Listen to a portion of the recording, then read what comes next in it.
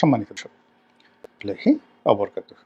সম্মানিত দর্শক, ডক্টর মোহাম্মদ ইউনূস ক্ষমতায় আসার পর প্রকৃতি বারবার তার জন্য বিরূপ হয়ে পড়ছেন। তিনি যেখানে হাত দিচ্ছেন ওখান থেকে বরকত উঠে যাচ্ছে এবং তার যারা লোকজন রয়েছেন তারা ক্রমশ তাকে ছেড়ে দূরবর্তী অঞ্চলে চলে যাচ্ছেন। তিনি যেখানে যাচ্ছেন সেখানে তার পাত্রমিত্ররা এই সময়টাতে যেভাবে হৈহুল্লোড় করে তার পাশে থাকে বা থাকা উচিত, এর কারণ হলো বাংলাদেশে এটাই নিয়ম। যিনি সরকার প্রধান হবেন তিনি এয়ারপোর্টে যাবেন, তিনি স্মৃতিসৌধে যাবেন, সবাই সেখানে উপস্থিত হবেন। এই জিনিসগুলো আমরা ইদানিংকালে দেখছি না। তারপর তার যে বাসভূমি, তার যে অফিস, সেখানে সাধারণ মানুষ, তাদের একটা বিরাট ভিড় থাকবে। অনেক মানুষ সেখানে ভিড় করবেন, দরখাস্ত নিয়ে যাবেন। একজন সংসদ সদস্যের কাছেই দৈনিক ২-৩ হাজার লোক উপস্থিত হন বিভিন্ন বিষয় নিয়ে। এর 1%ও তিনি নিষ্পত্তি করতে পারেন না, কিন্তু লোকজন যায়। এটা রাজনৈতিক ব্যক্তিদেরকে নিয়ে সাধারণ মানুষের মধ্যে একটা আকর্ষণ থাকে। কিন্তু এক্ষেত্রে কি হলো, ডক্টর মোহাম্মদ ইউনূসকে নিয়ে আমাদের সাধারণ মানুষের কোনো আগ্রহ নেই। এরপর আমরা আশা করেছিলাম বিশ্বব্যাংক, IMF, London, America, Paris, Morocco, Casablanca, তারপরে দক্ষিণ আফ্রিকার প্রিটোরিয়া, সেখান থেকে শুরু করে একেবারে শ্রীলঙ্কা, কলম্বো, সব ডক্টর মোহাম্মদ ইউনূসের দিকে ঝাঁপিয়ে পড়বেন। এবং তার বন্ধুরা, যারা আমরা দূর থেকে এতদিন যাদেরকে দেখেছিলাম, শুনেছিলাম, তারা বাংলাদেশে আসবেন দলে দলে।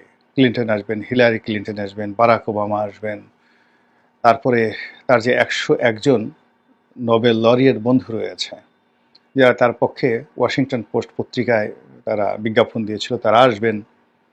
বাংলাদেশে একটা হই হুল্লোর অবস্থা তৈরি হয়ে যাবে, কিন্তু এরকম হচ্ছে না। এরকম হচ্ছে না।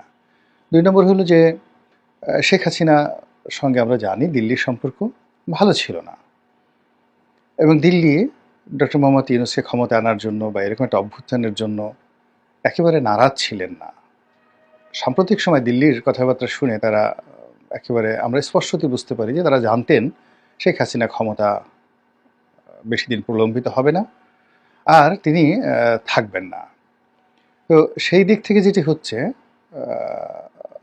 ডক্টর মোহাম্মদ ইউনূস ক্ষমতা আসার সঙ্গে সঙ্গে তো মোদি বাবুর সঙ্গে তার ভালো সম্পর্ক হওয়ার কথা, কিন্তু সেটা হচ্ছে না।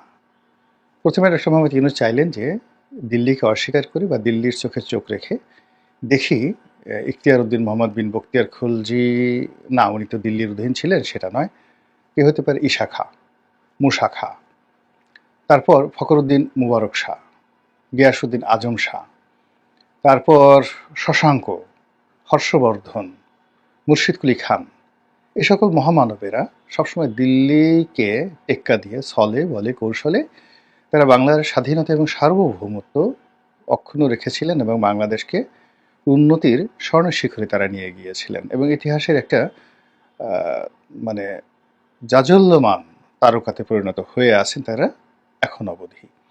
তো এই তালিকাতে ডক্টর মোহাম্মদ ইউনূস অন্তর্ভুক্ত হবেন। এজন্য তিনি প্রথমে দিল্লির বিরুদ্ধে কথা বলা শুরু করলেন, ভারতের বিরুদ্ধে কথা বলা শুরু করলেন, এবং আমরা তো দারুণভাবে, ভীষণভাবে আনন্দ উদ্বেলিত যে এইবার প্রথম আমরা একজন মহাপুরুষ পেয়েছি যে কিনা 1000 বছরের মধ্যে প্রথম দিল্লির বিরুদ্ধে রুখে দাঁড়ালো। তো যা হোক, সেটি হচ্ছে না, সেটি হচ্ছে না। এখন তিনি দিল্লির সঙ্গে বন্ধুত্ব করতে চাচ্ছেন, নরেন্দ্র মোদীর সঙ্গে বৈঠক করতে চাচ্ছেন। একাধিকবার তিনি বৈঠকের চেষ্টা করেছেন এবং তার সেই বৈঠকের প্রচেষ্টাগুলো ব্যর্থ হয়েছে। সর্বশেষ তার যে প্রচেষ্টা সেটা হলো চীন সফরের পর তিনি আরেকটি সম্মেলনে যাবেন, যেটাকে বলা হয় বিমস্টেক। তো এই সম্মেলনটি হওয়ার কথা থাইল্যান্ডের রাজধানী ব্যাংককে। এখানে তিনি নরেন্দ্র মোদীর সঙ্গে একটি 1-to-1 বৈঠকের চেষ্টা করেছিলেন সর্বোচ্চ শক্তি দিয়ে। তারপরে অ্যাটলিস্ট সাইড লাইনে একটু দেখা, দাঁড়িয়ে কথা বলা, হ্যান্ডশেক করা, একটা ছবি তোলা, যেটি জো বাইডেনের সঙ্গে শেখ হাসিনা করে তিনি দারুণ একটা সফলতা দেখিয়েছিলেন ওই সময়টাতে, এবং এটি নিয়ে বহু কাব্য রচিত হয়েছিল। তো এরকম থাইল্যান্ডে একটা বৈঠক করা তার প্রচেষ্টা ছিল, এবং চীন সফরে যাওয়ার আগে আমরা প্রায় শতভাগ নিশ্চিত ছিলাম যে বাংলাদেশে যেভাবে ইউনূসের পক্ষের লোকজন প্রচার চালাচ্ছেন, প্রোপাগান্ডা চালাচ্ছেন, তাতে করে ব্যাংককে তার যে বৈঠকটি এটি শতভাগ নিশ্চিত, এবং এখন বলতে গেলে লেজ গুটিয়ে দিল্লি ডক্টর মোহাম্মদ ইউনূসের সঙ্গে বন্ধুত্ব করার জন্য পাগল পাড়া হয়ে পড়েছেন। এই কারণ হলো বাংলাদেশের ব্যবসায়ীদের ছাড়া ভারতে চলছে না, বাংলাদেশে তারা পেঁয়াজ রপ্তানি করতে পারছে না, আলু রপ্তানি করতে পারছে না, তুলা রপ্তানি করতে পারছে না। এরপর বাংলাদেশের রুগী ভারতে যাচ্ছে না, হাসপাতালগুলো বন্ধ। দিল্লি থেকে শুরু করে কেরালা, তারপর সে মুম্বাই থেকে শুরু করে কলকাতা, কলকাতা থেকে শুরু করে শান্তিনিকেতন, সব জায়গায় হাহাকার। বাঙালি নেই তো সেখানে খাওয়া দাওয়া বন্ধ হয়ে গেছে টাকা পয়সার অভাবে। এরকম প্রচার আমরা প্রায় দেখি। নিউ মার্কেট ফাঁকা, দার্জিলিং ফাঁকা, সেখানে কোনো পর্যটক নেই, আগরতলা ফাঁকা, শিলং ফাঁকা। তো এই অবস্থাতে মিস্টার নরেন্দ্র মোদী সঙ্গত কারণেই ডক্টর মোহাম্মদ ইউনূসের সঙ্গে আতাত করবেন এবং তার সঙ্গে আনুগত্য দেখাবেন। আমরা যারা সাধারণ চিন্তার মানুষ, ইউনূসদের ডক্টর মোহাম্মদ ইউনূসের যারা শুভার্থী, তাদের নানা রকম প্রচার এবং প্রোপাগান্ডায় আমরা রীতিমতো আবেগে আপ্লুত যে না, হোক, অসুবিধা নেই। শেখ হাসিনাকে তারা ইতিমধ্যে খরচের খাতায় ফেলে দিয়েছে। এখন শেখ হাসিনাকে তারা হয়তো তৃতীয় দেশে পাঠিয়ে দেবে, অথবা এমনও আছে তারা বিষ-টিষ প্রয়োগ করে ইনজেকশন দিয়ে শেখ হাসিনাকে মেরেও ফেলতে পারে। আবার তারা বাংলাদেশের কাছে হস্তান্তর করতে পারে। এই জন্য আওয়ামী লীগের চিন্তায় আওয়ামী লীগের লোকজনের ঘুম হারাম হয়ে গিয়েছিল, এবং যারা কলকাতা, দিল্লিতে বিভিন্ন জায়গাতে পালিয়ে আছেন আওয়ামী লীগের শত শত নেতাকর্মী, তাদের অনেকের রীতিমতো ডায়রিয়া হয়ে গিয়েছিল যে কি হবে যদি আপাই বেঁচে না থাকে, আর ডক্টর মোহাম্মদ ইউনূসের সঙ্গে যদি নরেন্দ্র মোদীর বন্ধুত্ব হয়ে যায়, তাহলে আমাদের কি হবে। আমাদেরকে যদি প্রত্যাবর্তন করা হয়, তাহলে তো বেনাপোল সীমান্ত দিয়ে যদি হাতকড়া পরিয়ে আনা হয়, সীমান্তের মধ্যেই তো লাথিগুতো শুরু হয়ে যাবে। এবং এত লাথিগুতো সেটা সীমান্ত থেকে আসবে, তারপরে সেখান থেকে আবার থানায় আনবে, থানায় আনার পর সেখান থেকে আবার চালান দেবে, কোর্টে যাবে, কোর্টে আর এক দফা লাথিগুতো, সেখান থেকে আবার কত কিছু। এখন তো জেল হাজতের মধ্যেও মুস্তাকের জামানাতে যা হতো, জেল হাজতের মধ্যে এরকম নাকি হচ্ছে। একটা ভিডিও ফুটেজে দেখলাম হাসানুল হক ইনু সাহেবকে খুব মারধর করা হচ্ছে, বেদম প্রহার করা হচ্ছে। বেচারার সুন্দর করে পাজামায় পাঞ্জাবি পরে তিনি গেস্ট রুমে বসে কথাবার্তা বলছেন, এরকম একটা দৃশ্য।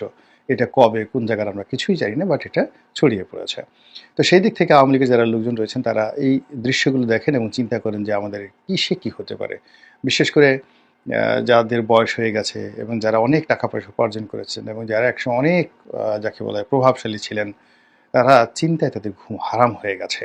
ঠিক সেই সময়টাতে যে আশ্চর্য ঘটনা ঘটল, সেটি হলো ভারতের পররাষ্ট্র মন্ত্রণালয়ের পক্ষ থেকে জানিয়ে দেওয়া হলো যে বিমস্টেক বৈঠকে ডক্টর মোহাম্মদ ইউনূসের সঙ্গে নরেন্দ্র মোদী বসবেন না, দেখা সাক্ষাৎ হবেন না, এমনকি দূর থেকে তাদের হাই হ্যালো, হাত নাড়ানো, এটাও হবে কিনা আমরা বলতে পারি না। ওটাও ওই ছবি তোলার জন্য অনেকে চেষ্টা করবেন। এবং ডক্টর মোহাম্মদ ইউনূসের কিন্তু ভীষণ রকম একটা যোগ্যতা রয়েছে।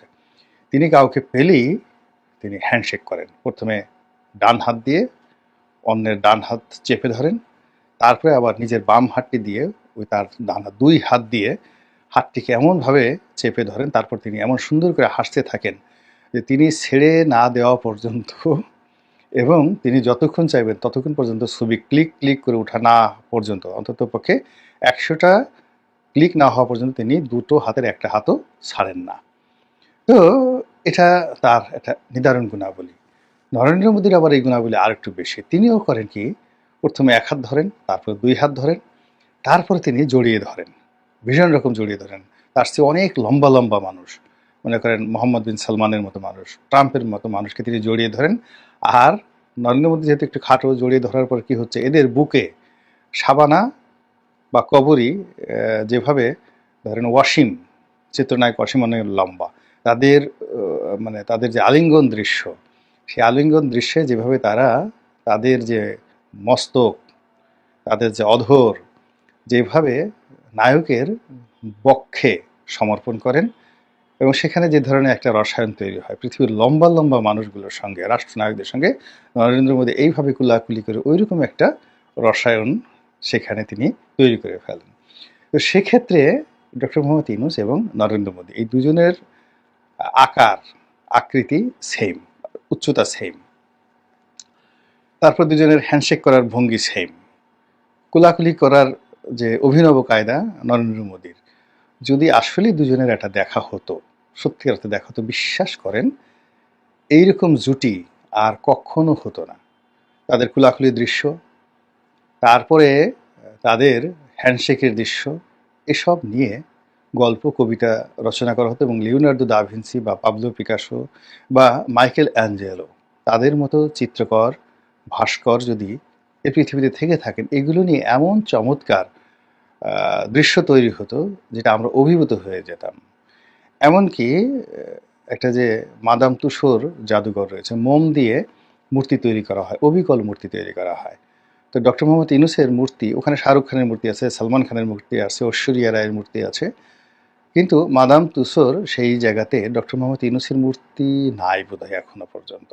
তবে এই মোদি সাহেবের সঙ্গে যদি তিনি এরকম একটা বৈঠক করতে পারতেন সাইড লাইনে, তাহলে এরকম একটা ছবি আসলে সেটা অবশ্যই মাদাম তুসোর সেই যে জাদুঘর, মোমের জাদুঘর, সেখানে এটি স্থান পেত।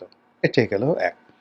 আমরা বুঝতে পারি না যে এত বড় একজন বিশ্ব মানব আমাদের কপালে এসেছে, আল্লাহ জুটিয়ে দিয়েছেন, যিনি সারাটা জীবন ৮৬ বছর ধরে সারা পৃথিবী ভ্রমণ করে তার যত অর্জন সব কিছু এখন বাংলাদেশে বিসর্জন দেওয়ার জন্য, বাংলাদেশে সেগুলোকে বাস্তবায়ন করার জন্য, অনুদান দেওয়ার জন্য, হৃদয়ের অর্ঘ্য দেওয়ার জন্য তিনি এই বয়সে কঠোর পরিশ্রম করছেন। সেই মানুষটিকে বাদ দিয়ে নরেন্দ্র মোদী কেন এখনো শেখ হাসিনার পেছনে ঘুরছেন? শেখ হাসিনার প্রতি তিনি কেন এত মহব্বত দেখাচ্ছেন? কেন শেখ হাসিনার জন্য তিনি এত রেজিস্ট হয়ে পড়েছেন? এত রেসিস্ট মনোভাব তিনি দেখাচ্ছেন, এত উগ্রতা দেখাচ্ছেন? আমাদের কি করা উচিত? নরেন্দ্র মোদীকে বকা দেওয়া উচিত? তার বিরুদ্ধে মিছিল করা উচিত? ভারত বিরোধী স্লোগান করা উচিত? অথবা ডক্টর মোহাম্মদ ইউনূসকে ইন্সপায়ার্ড করা উচিত যে আপনি কেন দিল্লির দিকে তাকান? কেন নরেন্দ্র মোদীর বন্ধুত্ব আপনার দরকার? আপনি তো নরেন্দ্র মোদীর চেয়ে সব দিক থেকে, লেখাপড়া, আপনি তো, আপনার বাবা কখনো চা বিক্রি করেননি, আপনি নিজেও কখনো চা বিক্রি করেননি, আপনি তার মতো ইয়োগা করেন না, তাকে বলা হয় ইয়োগা গুরু। তো আপনি কেন বারবার, আপনি একজন নোবেল পুরস্কার পেয়েছেন শান্তিতে, নরেন্দ্র মোদীকে নোবেল পুরস্কার পেয়েছেন? তুমি তো পাননি এখনো এবং কোনোদিন পাবেন না। তো কাজেই মরে গেলেও পাবেন না, তিনি আরও 10 বার জন্মগ্রহণ করলেও পাবেন না। তো সেক্ষেত্রে আপনি কেন হীনমন্যতায় ভুগে আপনি তার সঙ্গে কেন সম্পর্ক স্থাপন করতে চান? বরং নোবেল পুরস্কার পাওয়ার পর এই যে ইন্দোনেশিয়ার যে অঞ্চলটি ইউরোপিয়ানরা একটি কলোনি বানালো নতুন, পূর্ব তিমুর, সেখানকার যিনি প্রেসিডেন্ট তিনি আসলেন, গুসমাও, আপনার বন্ধু, আপনার তো এতে খুশি হওয়া উচিত না? মালয়েশিয়ার প্রধানমন্ত্রী আনোয়ার ইব্রাহিম তিনি এলেন বাংলাদেশ আপনার সঙ্গে দেখা করার জন্য। এটা কি একটা বিশাল পাওনা নয়? এটি তো আপনার বন্ধু জাতিসংঘের মহাসচিব এলেন, বাংলাদেশে পাঞ্জাবি পড়লেন, আপনার সাথে কক্সবাজারে গেলেন, আপনি এতেই খুশি থাকেন। নরেন্দ্র মোদীকে দরকার নেই। এ লোক একদম ভীষণ রকম গরু পূজারী, গরুর মূত্র নিয়ে গবেষণা করে এবং গরুর মূত্র সংক্রান্ত পিএইচডি ডিগ্রি করার জন্য সেখানে ইউনিভার্সিটি পর্যন্ত সে খুলে ফেলেছে। তারপরে গরুকে সে মা ডাকে, আরও অনেক কিছু, এর অনেক দোষ, ভীষণ রকম দোষ। এরকম দোষী লোকের বন্ধুত্ব আপনার দরকার নেই। ওই মোদিকে নিয়ে হাসিনাই থাকুক, শেখ হাসিনা থাকুক, আপনি বারাক ওবামাকে নিয়ে থাকেন, বিল ক্লিন্টনকে নিয়ে থাকেন, আপনি জো বাইডেনকে নিয়ে থাকেন, তার স্ত্রী জিল্লি বাইডেনকে নিয়ে থাকেন, এর তো অনেক সুন্দর মানুষ, এদের সঙ্গে আপনার ভালো যায়। আপনি ইম্মানুয়েল ম্যাক্রোকে নিয়ে থাকেন, ব্রিটেনের যে এখন রাজা রয়েছেন মিস্টার চার্লস II, তাকে নিয়ে থাকেন। আমরা কোথায় লন্ডন আমেরিকা হব তা আনে রেখে আপনি শুধু বারবার ঘুরে ঘুরে আমাদেরকে সে আগরতলা নিয়ে যাচ্ছেন। দরকার নেই, এ সমস্ত জিনিস বাদ দেন। এইভাবে আমরা তাকে ইন্সপায়ার্ড করতে পারি কি না, ইউনূস সাহেবের পক্ষে যে সকল ইউটিউবার রয়েছেন তারা আমার চেয়ে আরও ভালো জানেন। আল্লাহ আমাদের সবাইকে হেদায়েত দান করুন এবং হেফাজত করুন। আসসালামু আলাইকুম ওয়া রাহমাতুল্লাহি ওয়া বারাকাতুহু।